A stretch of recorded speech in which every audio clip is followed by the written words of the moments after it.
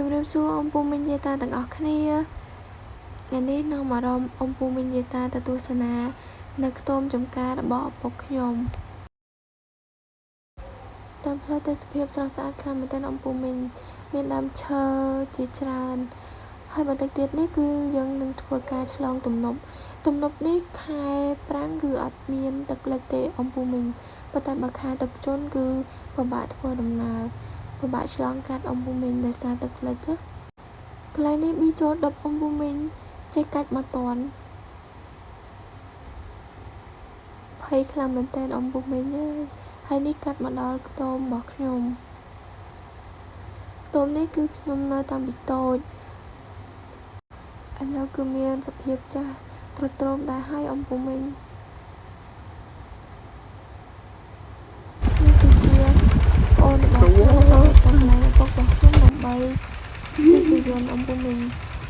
ខ្ញុំចង់ជិះដូចអូនខ្ញុំដែរប៉ុន្តែដោយសារខ្ញុំធំហើយខ្ញុំមិនអាចជិះបានហើយនេះគឺជាទស្សនវិជ្ជាតាមពោតនេះគឺជាក្របពោតរបស់យើងអំពូមីងក្រោយពី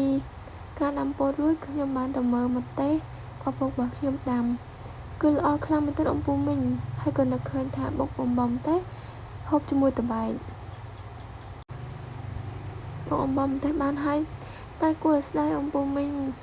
ត្បែកនេះគឺអត់ទាន់មានចាស់ទេអំពូមីងផ្លែច្រើនខ្លាំងមែនទែនប៉ុន្តែគួរស្ដាយអត់ទាន់មានចាស់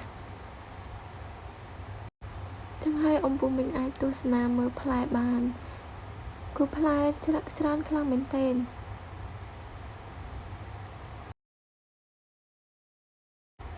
ដល់ពេលបេះអត់បានក៏ចេញមកវិញហើយកន្លែងនេះឪពុករបស់ខ្ញុំដាំស្រូវអំពូមីង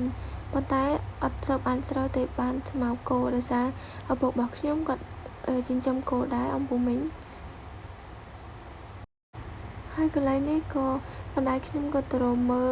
ត្បែកមួយដើមទៀតប៉ុន្តែអត់មានផ្លែដូចគ្នាអំពូមីងអញ្ចឹងវីដេអូរបស់ខ្ញុំមានតែប៉ុណ្្នឹងទេអរគុណអំពូមីង